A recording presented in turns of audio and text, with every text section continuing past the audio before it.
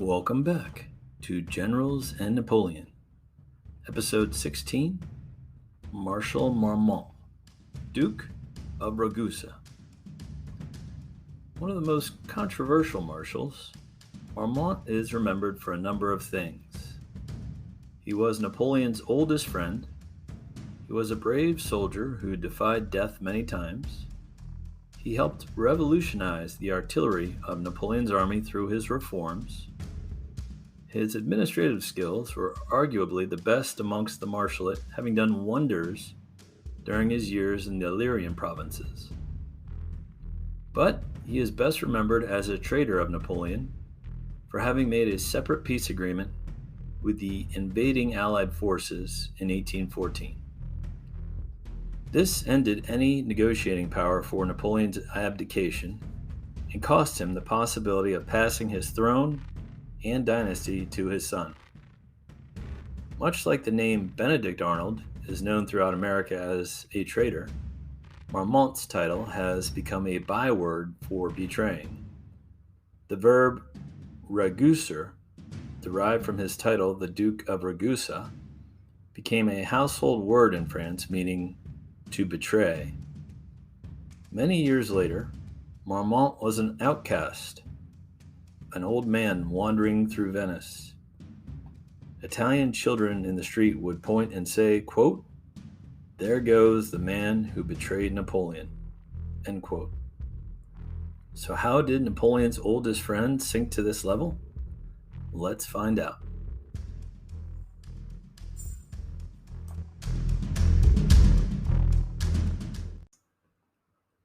Auguste Frederick Marmont was born on July 20th, 1774, in the French town of Châtillon-sur-Seine. He was the son of a noble ex-officer who trained Marmont for a career in the military from the day of his birth. It was said that his father often remarked to young Marmont, quote, "Merit without success is infinitely better than success without merit, but determination and merit always command success," end quote. Perhaps for this reason, Marmont thought his efforts for Napoleon should always be rewarded. In 1792, the 18-year-old Marmont was accepted into the Metz Artillery School. As mentioned in previous episodes, the artillery arm was not as affected by the French Revolution as the cavalry and infantry were.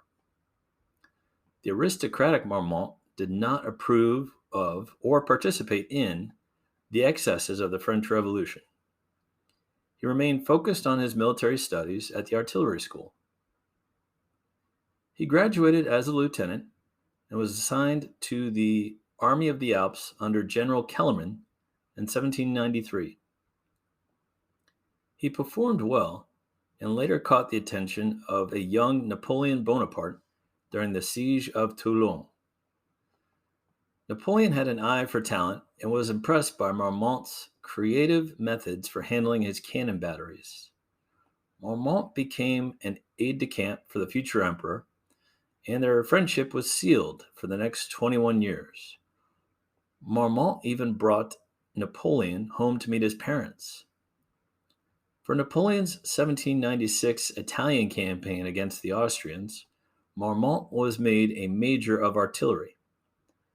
Before attacking the Austrians, Napoleon first decided to knock their wavering allies, the Piedmontese, out of the war. At the Battle of Mondovi, Marmont assisted Napoleon in a frontal attack that helped carry the day. The Piedmontese quickly sued for peace after this battle. The young Marmont was thrilled with Napoleon's early successes, telling his friends and colleagues, quote, "What promise he holds out to us all," end quote. In the latter improbable victory of Castiglione, Marmont assembled 18 cannons that devastated the left flank of the Austrian army and helped General Augereau complete the victory. In Marmont's memoirs, he stated, quote, "I never at any other time endured such fatigue as during the 8 days of that campaign. Always on horseback, on reconnaissance or fighting, I was, I believe, 5 days without sleep, save for a few stolen minutes." End quote. The year of 1798 was a busy time for young Marmont. In addition to helping Napoleon seal another battle victory at Arcola, Marmont married Anne Marie Hortense Perregaux, the daughter of a wealthy banker. Unfortunately, their union was an unhappy one, as Marmont was usually dispatched outside of France during Napoleon's reign. They had no children and were divorced in 1817. She outlived him by 5 years, dying in Paris in 1857. But those early triumphs in Italy were generally happy times for Marmont, who remarked years later, quote, "We marched surrounded by a kind of radiance, whose warmth I can still feel as I did 50 years ago. We were like a big, happy family." End quote. Also in 1798, he accompanied his chief for Napoleon's Egyptian campaign. He performed well during the quick invasion of Malta and earned a promotion to General of Brigade. He also participated in the Battle of Alexandria and was made commander of that garrison, while Napoleon continued his conquest into Syria. He learned many useful administrative lessons as commander, such as repressing local uprisings, maintaining the pay and health of his troops, constructing canals to improve mobility of provision barges, and maintaining communications. But Marmont didn't like his posting in the secondary theater of war that was Alexandria. It caused him great envy to see his colleagues achieving new glory in Syria while he was relegated to a sideshow front. This wasn't to be the only time he would be stationed at a secondary theater. Fortunately, he was amongst the few officers chosen by Napoleon to make a secret return from Egypt to France. In 1799, he assisted in the government coup that made Napoleon first consul of France. In 1800, he was presented with a challenge of getting Napoleon's artillery over the Alps to fall upon the rear of the Austrian army. He instructed his troops to hollow out tree trunks to make sleds for 8-pound cannons and mortars. 100 men were harnessed to each gun, and it took 2 days to drag them over the mountains. The next challenge was to drag the cannons quietly to avoid noise detection from the Austrian stronghold at Fort Bard. After 2 attempts to sneak past the fort were beaten back, Marmont had an idea. His troops waited till dark, and then under the guns of the town spread straw and manure on the streets and wrapped the cannon wheels to muffle the heavy sounds. The artillery made it through and played a decisive role in Napoleon's victory at Marengo. During the battle, Marmont's mass cannonade opened the hole in the Austrian lines for General Kellerman's famous cavalry charge that carried the day for Napoleon. After the Marengo campaign, Napoleon made Marmont General of Division and Inspector General of Artillery with total authority to reorganize that arm of the French army. His first job was to provide a proper train to ensure easy mobilization of the artillery. Marmont noticed that too many different types of cannons existed. He replaced the 7 old types of cannon with just 3. He also reduced the different sizes of wheels for gun carriages, limbers, and wagons from 24 down to 8, thus greatly simplifying the provision of ammo and the work of repair in the field. This uniformity and reduction in equipment allowed the French army to move at a much faster pace than their enemies. He applied the same reforms to the Italian artillery during his service there in 1802. In 1804, Marmont received his first major ego blow from Napoleon by not being named one of the original 18 marshals of the empire. He thought his track record should have earned him a baton, but apparently his friend and emperor thought otherwise. This bitterness towards Napoleon would continue to grow and ultimately ruined both men. But in hindsight, Napoleon was probably correct in not elevating his friend to marshal status. Marmont was instead awarded the Legion of Honor and received an independent command of Second Corps during the Ulm campaign against Austria. He was the only one of the 7 corps commanders that was not a marshal in this campaign. After Napoleon's 1805 victory at Austerlitz, Marmont was dispatched as governor of Dalmatia, a newly acquired territory in what is mostly the country of Croatia today. Want to make a podcast? Spotify's got a platform that lets you make one super easily, then distribute it everywhere, and even earn money, all in one place for free. It's called Spotify for Podcasters, and here's how it works. Spotify for Podcasters lets you record and edit podcasts right from your phone or computer. So no matter what your setup is like, you can start creating today. Then you can distribute your podcast to Spotify and everywhere else podcasts are heard. Video podcasts are also available. With Spotify for Podcasters, you can earn money in a variety of ways, including ads and podcast subscriptions. And best of all, it's totally free with no catch. Ever since I discovered Spotify for Podcasters, I've really enjoyed the ease of use and the distribution ability of this platform. He would spend the next 5 years of his life there, organizing the legal system, modernizing the fiscal and educational system, and building 200 miles of roads. This territory hadn't seen new roads since Roman times. These roads allowed Marmont's small army to travel quickly to any hotspot of revolt in the country and beat off any incursions by foreign forces. There were other benefits of these roads as well. First, the increased means of traffic allowed farmers and merchants to find a market for their goods, and the prosperity of the country increased. With new prosperity came contentment, business and factories were established, and the mines and other natural resources were exploited to increase revenue. After Napoleon's downfall, the Emperor of Austria visited the province in 1817. He was taking a tour of the roads and buildings and kept asking who built this impressive structure and that magnificent road. After his entourage kept repeating, "The French, sire," the emperor responded, quote, "It is a great pity that Marshal Marmont was not 2 or 3 years longer in Dalmatia," end quote.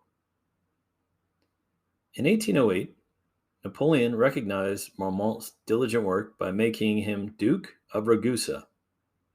But deep down, the prima donna within Marmont chafed at being relegated to a sideshow of the empire, while Marshals Ney, Massena, and the others were winning new laurels at the front lines. He was finally recalled to the front for the pivotal Battle of Wagram in 1809. Through an exceptional feat of marching, Marmont and his troops made it to Wagram just before the battle started. On the way, he defeated an Austrian holding force at the Battle of Grasse. His corps was held in reserve during the massive Battle of Wagram, but Marmont was ordered to pursue the fleeing Austrians.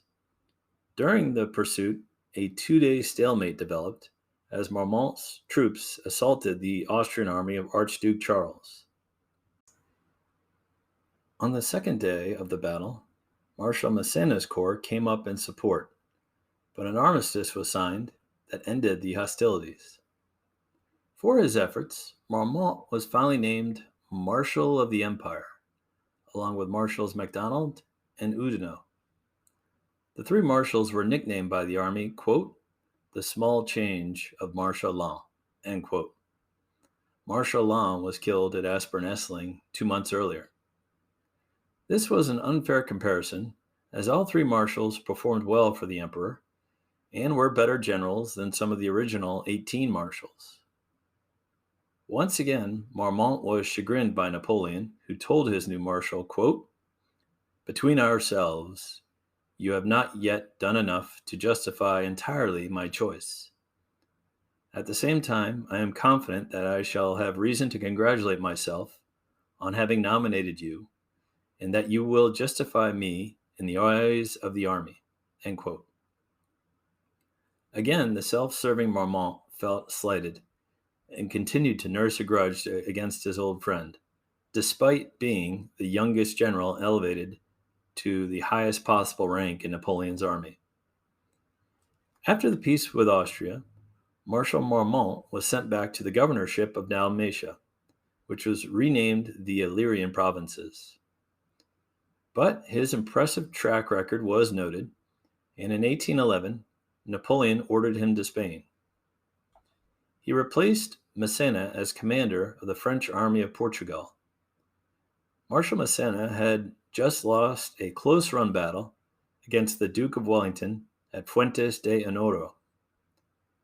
Marmont found his army to be ill-disciplined and ill-fed, surrounded by a wasteland filled with Spanish guerrilla fighters. He immediately pulled his army back to Salamanca to refit and reorganize his troops. At first, Marmont matched Wellington's outmaneuvering efforts, with each army mirroring each other's moves and countermoves. Both the French and British had about 40,000 soldiers in their respective armies. Wellington was trying to induce Marmont into attacking in a set-piece battle on a field of his choosing, but the crafty Marmont did not fall for the bait. Finally, in June of 1812, Marmont failed to keep tight control over his corps commanders, and their lines of march were spread thin. He also mistakenly believed that a cloud of dust created by Wellington's baggage train was an indicator of retreat, when it was actually a reinforcement division for a planned attack. Marmont was in the midst of redeploying his divisions in an effort to march around Wellington's flank and threaten his lines of communications. As he was doing this, Wellington noticed a gap in the French lines and exclaimed, quote, "My dear, Marmont is lost," end quote.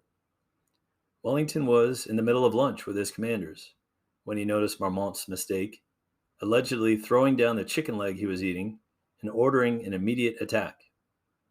Marmont immediately saw his mistake and was rushing to plug the gap when he was wounded in the right arm by cannon fire, as was his deputy, General Bonnet. With the two top generals knocked out of commission, the French army was without a commander for 20 minutes. Finally, the quick-witted General Clausel reorganized the French army and launched a counterattack at Wellington's depleted center. This move stayed off total annihilation, but the French army was forced to retreat. The British and Portuguese suffered 5,000 casualties, while the French lost 10,000 casualties and 7,000 prisoners. It was said of Marmont's loss, quote, "Wellington defeated an army of 40,000 men in 40 minutes," end quote. This loss induced King Joseph, Napoleon's brother, to abandon the capital of Madrid for a few months. Of Marmont, Wellington described him as, quote, "a great tactician, very clever in handling his troops, but he was too theatrical," end quote.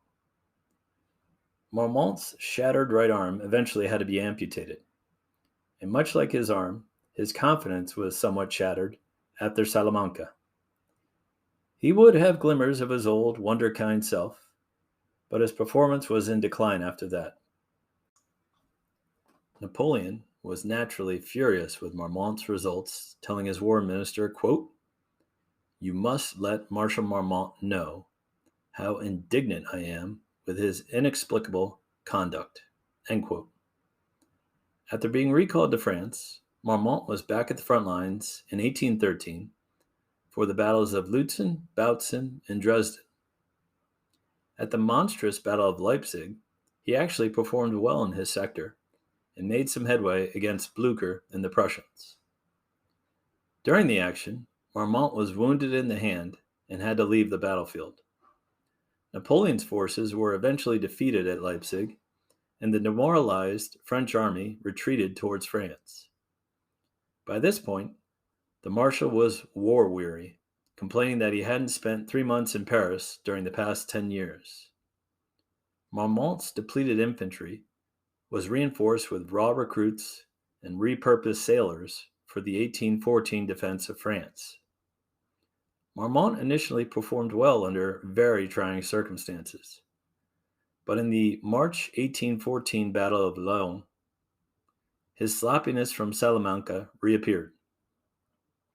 He was ordered to support Napoleon at the head of his poorly supplied troops. He captured a village from the Prussians under Blucher, but did nothing further to enhance his gains or coordinate his efforts with Napoleon.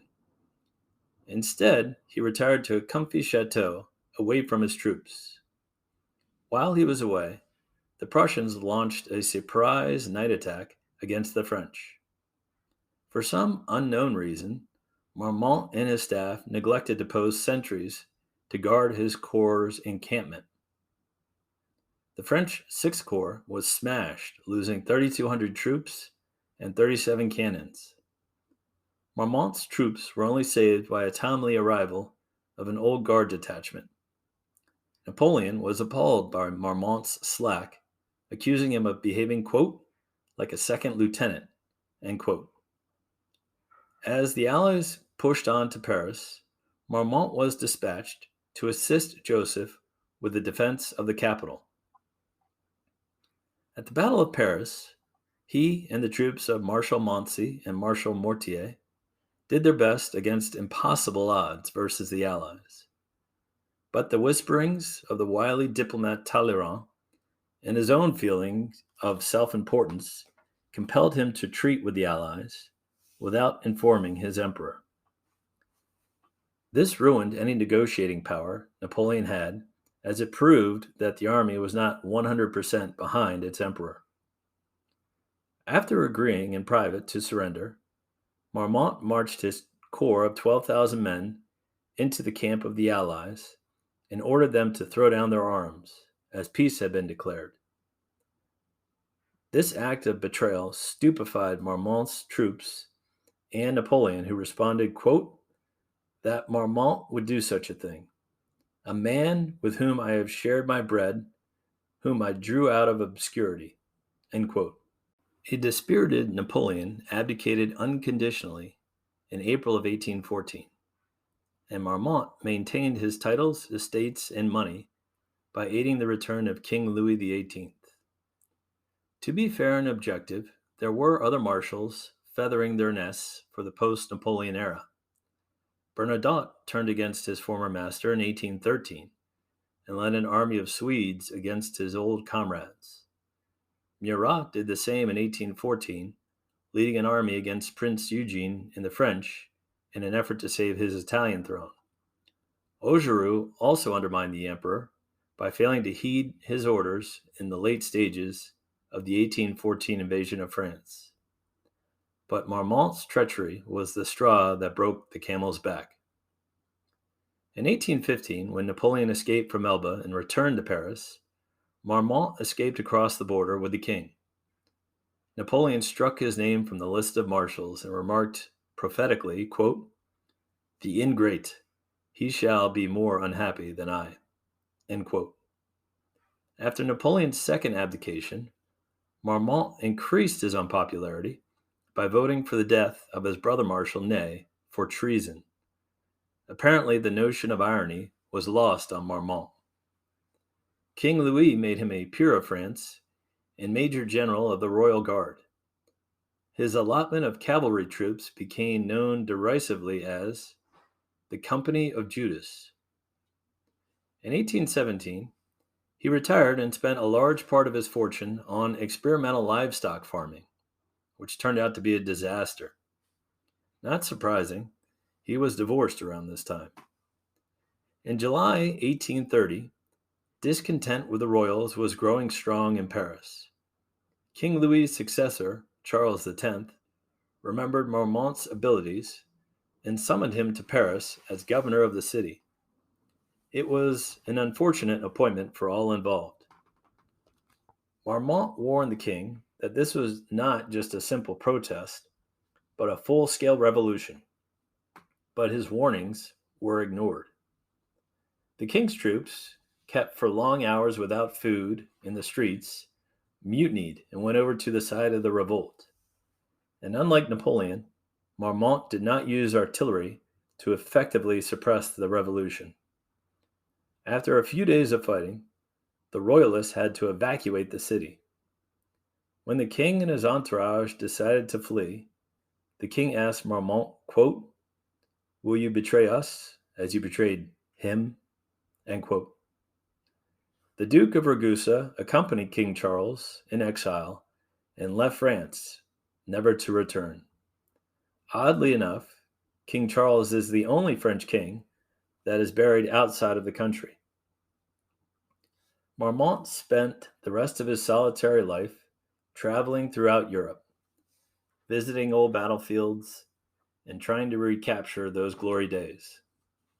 He even spent some time tutoring Napoleon's young son in Vienna. He was the last marshal to die, passing away in Venice in March of 1852. In reviewing his career, Marmont had a battle record of 4 wins and 5 losses. His reputation was stellar until his failure in Spain. He was one of the most educated of the marshals and even wrote a book on the art of war. Author John Elting calls his March day Napoleon at Wagram, quote, "a remarkable 300-mile march through frequently roadless country, scattering 2 Austrian forces," end quote. Militarily speaking, Marmont was analytical and quick to strike, but subject to sloppiness. As an administrator and organizer, he was almost unrivaled. But morally, he was weak and did not possess the opportunist skills of Marshals Bernadotte or Soult. When it came to sitting on the fence to see which side would be the winning one, Bernadotte and Soult were usually shrewd. Marmont was not. On the plus side, Marmont had a patriotic sense of honor, refused bribes, prohibited plundering, and was one of the best gunners in the French army. If only he remained loyal to his emperor until his abdication, Marmont's legacy might have been different. I believe we will wrap up at this point. Join us next time when we learn about another one of Napoleon's old friends, and perhaps the most talented lieutenant, the energetic Marshal Ney. Thanks for listening.